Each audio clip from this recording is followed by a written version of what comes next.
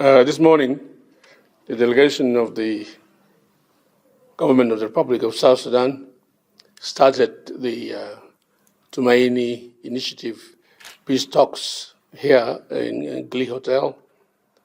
In the morning, we had a first session where the mediation welcomed us to Kenya and also expressed their condolences for the killing of South Sudanese in Sudan, in Medellin in particular, but also went on to define the approach, the methodology which they intend to apply in the course of the discussions, depending on the issues which are on the table. We listened very carefully, and the interaction was cordial. And then this afternoon, we had a second session where now we were united with mediation, the government delegation, and the opposition. And that session, we are now confirmed that finally the government will be presenting its position, which position was denied for a long period of time. So we will be having our presentation tomorrow. Other than that, the government delegation questioned whether we are still negotiating with the opposition and whole groups or with a new movement called United People's Alliance, which to us is a political military organization. And that took us the whole of today because we want to be sure that we are negotiating with the same people or different people. Because the protocols that were developed on the basis of opposition and whole groups. And we heard explanation from the opposition, submitting that the UPA is not a military organization, but that it is the same group of armed forces that were in Soma, as well as the other whole groups, and all have done is united themselves. We raised this concern as well, that this movement or this organization was formed in Nairobi, in Kenya, and we did not hear any reaction from the government of the Republic of Kenya, and that concerned us. And we are still waiting for the government of Kenya to react as to the formation of such a military organization with the chair and commander-in-chief, deputy chair and deputy commander-in-chief, and also chief of staff, which to us changes the character and the composition of the opposition. We put that very firmly and very clearly. Although we will be presenting tomorrow for the benefit of moving the process forward, we still hold our concerns regarding the establishment of the UPA as our organization.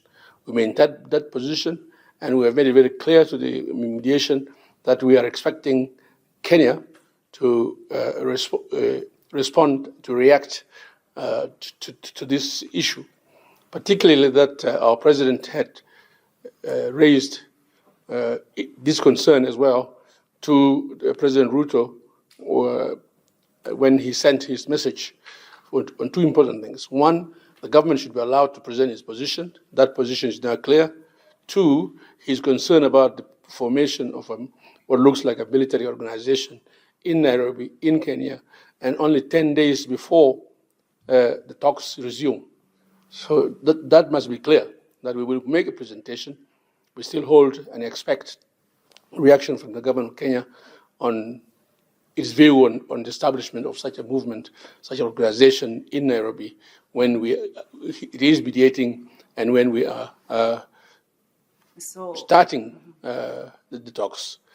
But I think that in general, the spirit was well, in that the opposition offered a lot of explanation from all of them, and the mediation attempted to persuade our chair that we should go ahead with the presentation, and that's what we'll do tomorrow. Okay, Honorable. Yeah, regarding the presentation that you are doing tomorrow, I have a few things that maybe we want to put forward. One, as you're going to present tomorrow, I know it will involve the issues that arise in the previous agreements or the initial protocols.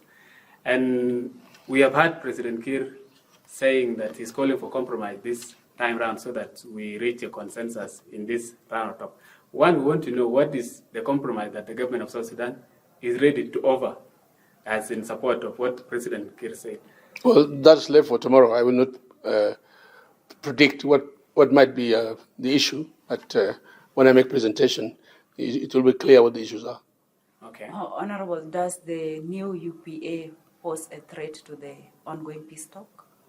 Well, initially we raised it because it changes the character.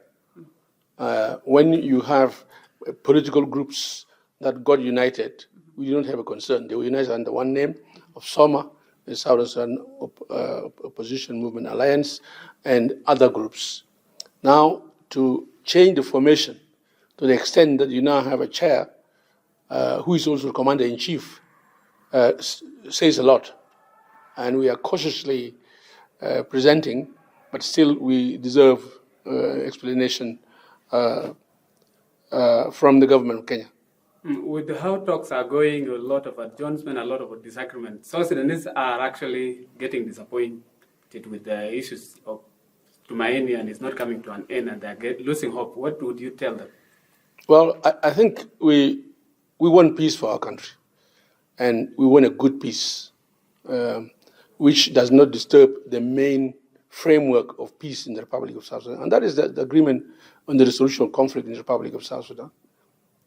An agreement which has maintained calm, has maintained security in the country for the last 6 years. If you now come and destabilize it by creating new structures or opening up and breaking the unity of the parties signatory to the RXS, it will be more disadvantaging to the people of South Sudan than creating harmony and peace. What we are trying to do is that Tumaini is to cover any gaps in the RXS.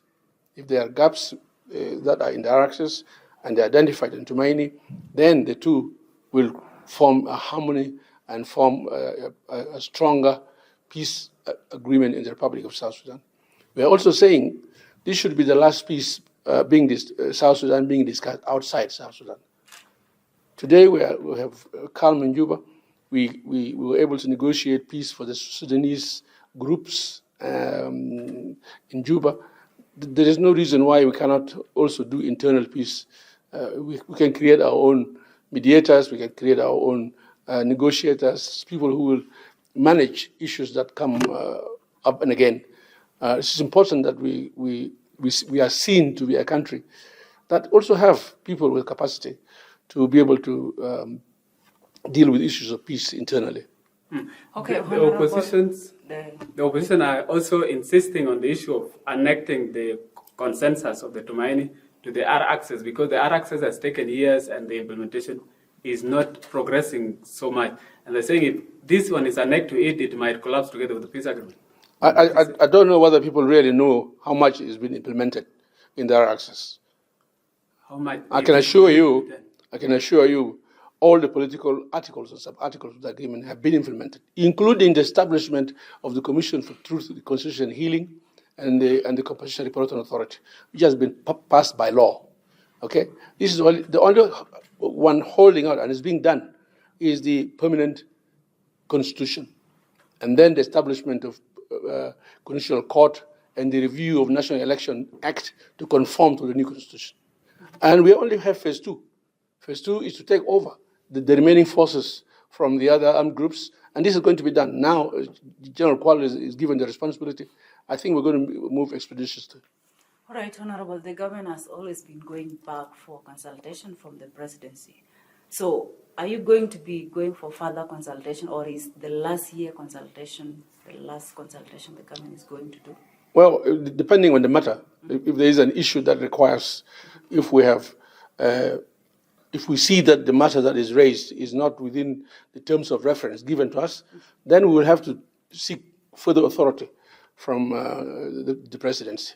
It's important that we don't do things outside the approval of the presidency. And this is only for good relationship and confidence of the presidency in the delegation.